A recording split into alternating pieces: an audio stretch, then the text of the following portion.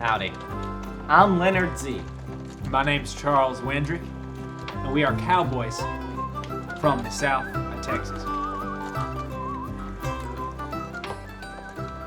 My name is Charles Wendrick. Howdy. I'm Leonard Z. Before you said it, because now I'm laughing. Whoa! Now, being a cowboy is a tough job. Quite a few things you have to take care of. Primarily being the cows. Now, being a cowboy, there's quite a few things you gotta take care of. Primarily, are you laughing? No. Okay. Listen, where do I look? I'm thinking right at the camera. Or just like glance back at me. Now, being a cowboy, there is quite a few things you have to take care of. Primarily, the cows. When I was at the Alamo in 1842 to 1854, I'd say I ran through about maybe 200,000 cows. They were all slaughtered for beef, and that's when the world was the healthiest.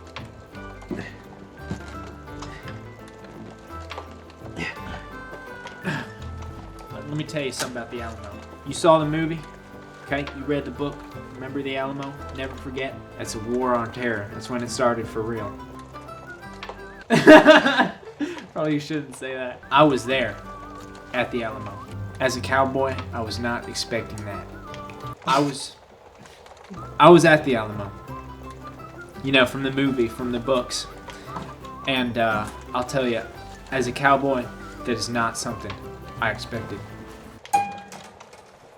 The Alamo was a place where cowboys would go on a regular basis to have, a nice warm meal every once in a while, and maybe a cold shower. It gets hot in those summer days in Texas, and you need a cold shower. And one day I dropped by the Alamo. I was talking to what was her name? It's been so long, 140 years.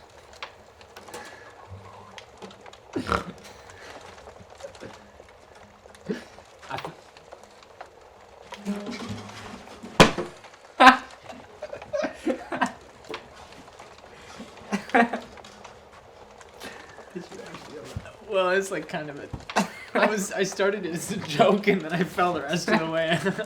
I think her name was Nina Maria. Anyway, banging on the door. Nina Maria, where?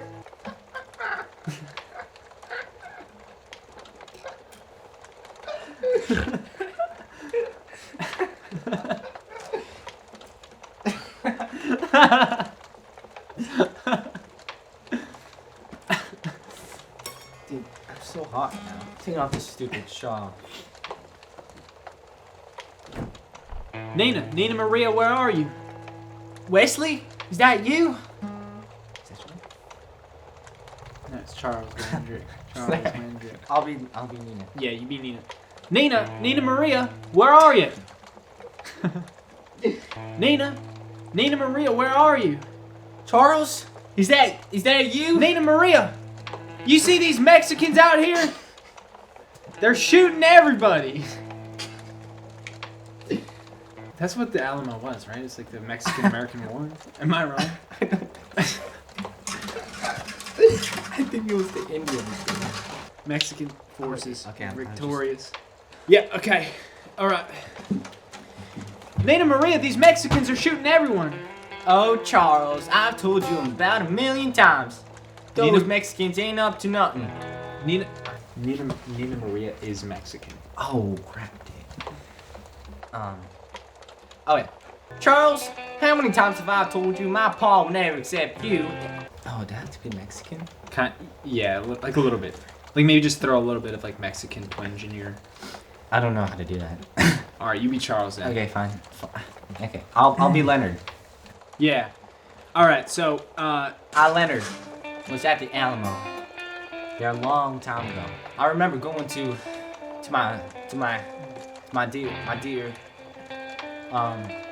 my gal Nina. I went up to her door and I was pounding. Nina Marie, are you in there? Nina! Leonard Z, is that Fuck. Can't say Mexican. Ese. Bring it up a notch or two. Ese. Leonard Z, is that you? I just sound like a regular Mexican guy. Leonard Z, is that you? Is that you, mijo?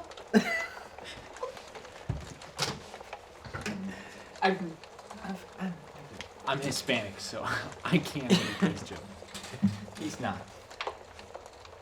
Get me shysted by these people, dude. Again. Nina Marie. Leonard Z, is that you, mijo? Oh, Nina, them Mexicans, they're coming, and I'm afraid we're not gonna make it. Leonard Z, you know I'm Mexican. Oh, Nina, but I know you're not like that. You're not like them Mexicans. You're different. Leonard Z, I'll talk to them. I'll tell them to hold off. My grandfather leads the army. I'll tell him I love an American boy.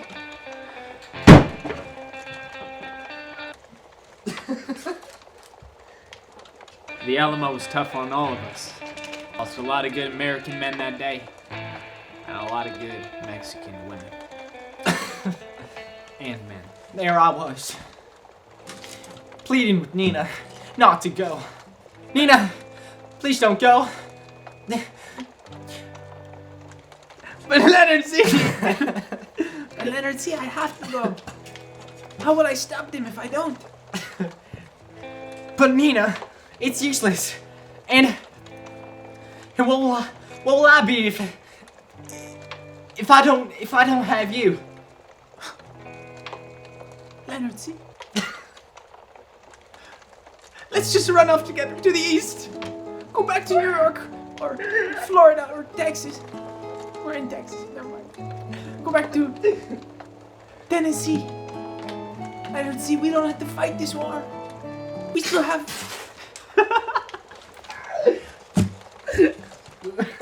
But Nina, you know I can't do that. They're good men here. And what would my honor be if I turned my back on my fellow man and left him to die here? Leonard Z, it's me or the PS5.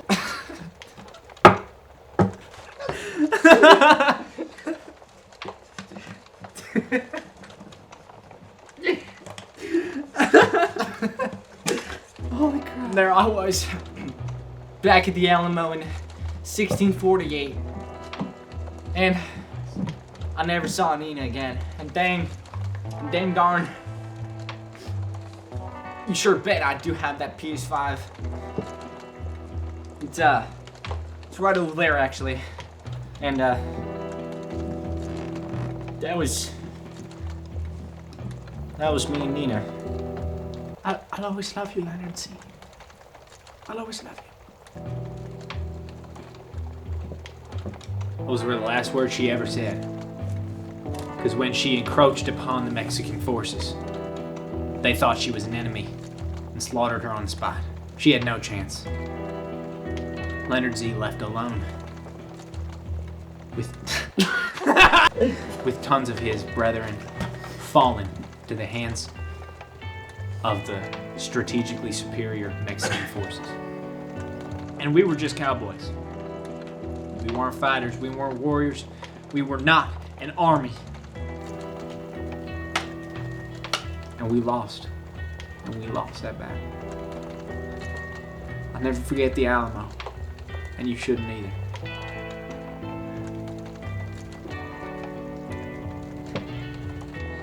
I miss Becky and David. I miss Leonard P. and Leonard R. They were like brothers to me, and sisters, and fathers and sons. Wrangling cows weeks at a time. Haven't seen a ranch, haven't seen another person besides the 4 people we were with Once we finally come upon the Alamo, it's just war and destruction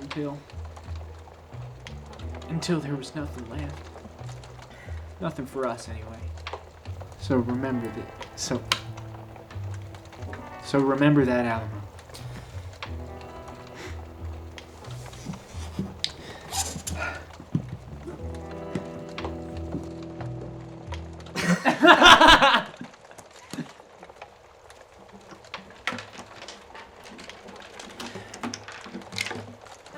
So as a cowboy, you do a lot of traveling, from place to place, herding cattle across the Wild West.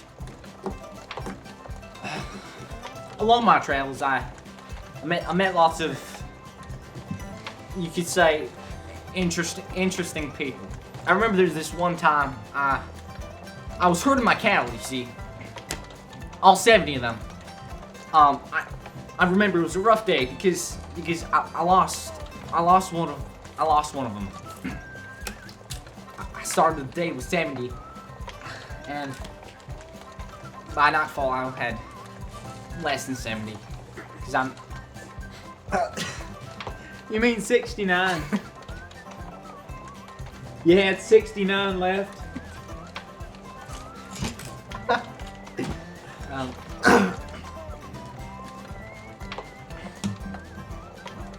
Yeah, that's what I meant. On that fateful day, I was riding my horse, doing all my cowboy stuff, and I met this. There was this pack of Indians, these free in the wild Indians. Those. You know the ones. You know the ones. Yeah, those rascals can be a handful sometimes. And that's not to be racist. They can be. We're not saying we dislike it. I've met plenty of Indians that I love, plenty of Native Americans that I love. Yeah, like Little Blackfoot, Big Blackfoot, Little Rock, Kansas. I love Little Rock, Kansas. He's a great man. Can't forget Yellow Feather. Can't forget Yellow Feather. And and his brother Yellow Belly. His brother Yellow. Yellow who? Caroline, oh Caroline, I'll be home just any old time. Am I doing this wrong? There aren't many symbols more emblematic of the rural life. More than chickens, Stories and pictures depict chickens in every setting and circumstance, posing with homesteaders in the front of their, as you would say, saddles, in homemade crates, or riding, Conestogas up the Oregon Trail, gripped tight under the arms of the Indians on the run after a raid, because Indians used to raid us, and they would steal our chickens, and it would be very sad. They would run away with chickens under their arm, something like that. I remember. Remember, I'm always under the arm too. It's never Yeah. above the head, always under the arm. My wife Georgia always loved chickens, and usually had a flock of them, of hens. That was rather special to her. I remember because she usually had at least 30 at any given time. It would range from about 38 to 438 chickens. It was a very exact number because my wife Georgia really loved chickens. Perfect pitch. Like her quiet nature, silver-laced Wyandottes, gentle and dignified of her buff orbit. Basically, long story short, is the Indians, they came and they got scooped up her chickens, 10 in each arm, because Always under the arms. history books don't tell you Always. this, but all Indians were at least 10 foot tall. That's why there were so little of them, and because you see that's why they needed so many chickens. So these 10-foot Indians were actually short for Indians. They came up to our home one time, and They stole all my wife's chickens. She had 12 chickens left. It sounds like you're And- describing a particular movie about blue people. Am I wrong?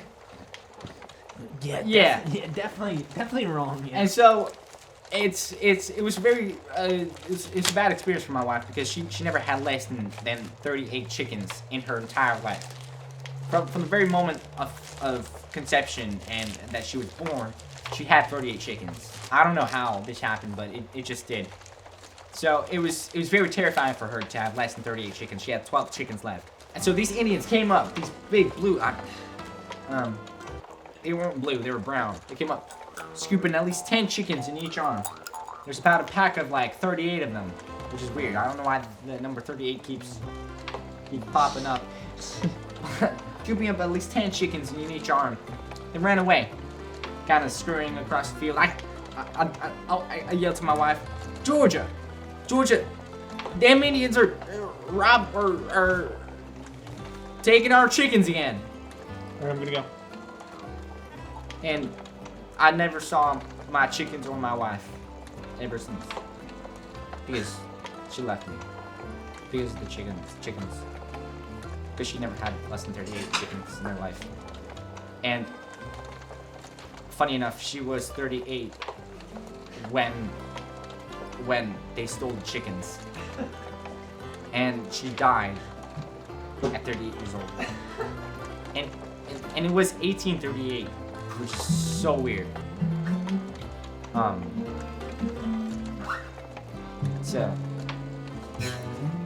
that's 1838. My wife was 38 when she died, when she left me, because she had less than 38 chickens, and yeah. So anyway, freaking Caroline, oh Caroline, we can finish it.